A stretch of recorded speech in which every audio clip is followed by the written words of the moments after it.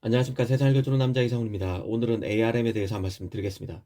이 투자회사인 SK 스퀘어가 ARM 인수도 다른 업체와 컨소시엄을 형성해서 인수를 검토하고 있다고 밝혔습니다.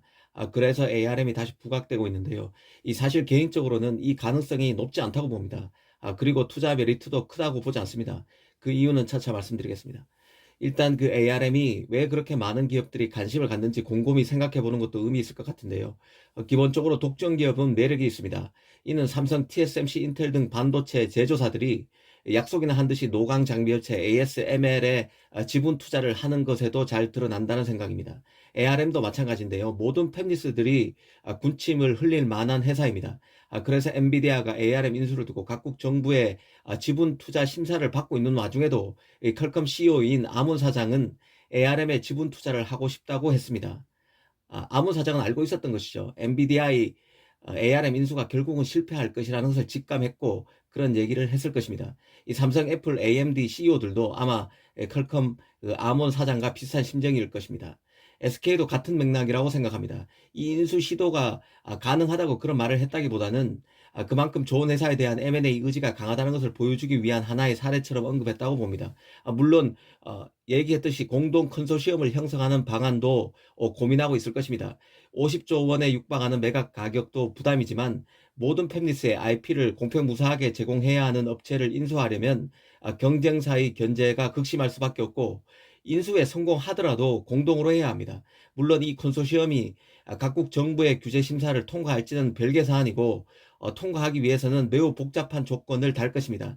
남에게 ARM을 완전히 내주기는 부담이 돼서 한 달에 걸쳐 놓는 것 이외에 큰 투자 메리트는 없을 것입니다. 그 ARM의 가치는 계속 높아질 수밖에 없는데요. 사실 ARM이란 기업이 생기게 된 이유를 생각해 보는 것도 이 반도체 산업을 이해하는 데 큰 도움이 됩니다. 기본적으로 반도체는 대형 투자 업종입니다. 투자에 어마어마한 비용이 들어갈 수밖에 없는데요. 미세 공정으로 가면 투자 비용은 더 커집니다. 이 과정에서 설계와 제조를 다하는 기업들은 신규로 투자해야 하는 비용에 비해서 지금 하고 있는 주력 사업이 커지지 않는 한계에 봉착하게 됩니다. 처음에는 어떻게든 버티던 기업들도 결국에는 자신의 공장을 포기하고 오로지 핵심 설계 엔지니어와 자신이 과거에 설계해둔 반도체 IP만을 유지하는 흐름이 나타납니다. 즉 기존 설계 제조 설비를 다 팔고 핵심 두뇌만 남기는 기업이 생깁니다. 이게 바로 디자인 하우스로 불리는 팹리스입니다. 이런 류의 팹리스가 무수히 생기고 그 팹리스의 필요에 따라서 ARM과 같은 팹리스를 대상으로 반도체 IP를 파는 기업도 생기게 됩니다. 이 ARM은 팹리스를 위한 팹리스라고 보면 됩니다. 그냥 팹리스는 아닌 것이죠. ARM은 이런 배경에서 탄생했고 성장해 왔습니다.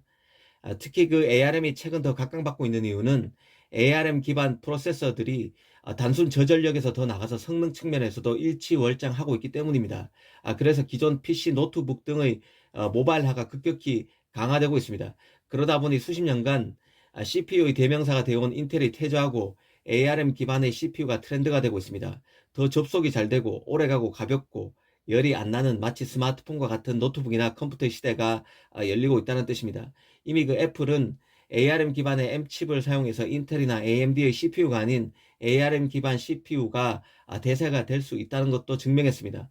앞으로는 그 자율주행차에 사용되는 CPU 같은 경우도 ARM 기반으로 갈 확률이 높습니다. ARM 기반 CPU와 GPU가 하나가 돼서 자율주행의 브레인으로 자리 잡을 수 있다는 얘기입니다. 국내 기업 중에서는 삼성전자, SK하이닉스, 텔레칩스 같은 기업들이 ARM의 IP를 통해서 자율주행 시대 전면에 나설 것으로 예상할 수 있습니다. ARM은 모바일 시대 초반에 그랬듯이 곧 그 수요가 폭발할 그 자동차용 반도체에 필요한 저전압 고온 상황에서도 고도의 신뢰성을 보장할 수 있는 그런 칩 관련 표준 설계를 저렴하고 쉽게 제공하는 등의 그 작업에 힘쓰고 있을 것입니다. ARM이 자율주행 등 다른 분야에서도 차별화된 제품으로 헤게모니를 유지할 수 있을지 지켜보는 것은 흥미로운 일이 될 것입니다. 사실 그 이런 이유 때문에 ARM 인수는 쉽지 않고 실익도 크다고 볼 수 없습니다. 더구나 ARM의 경우는 차이나 쪽 지부죠. ARM 차이나를 제대로 통제하고 있지 못하는 상황이라서 더 복잡한 문제가 얽혀 있습니다. 이 ARM 차이나 같은 경우는 내년 IPO도 반대하고 있는 상황입니다. 모든 그 반도체 기업들은 ARM에 크게 의존하고 있지만 한편으로 ARM 의존을 낮추기 위해서 노력하고 있는 것도 사실입니다.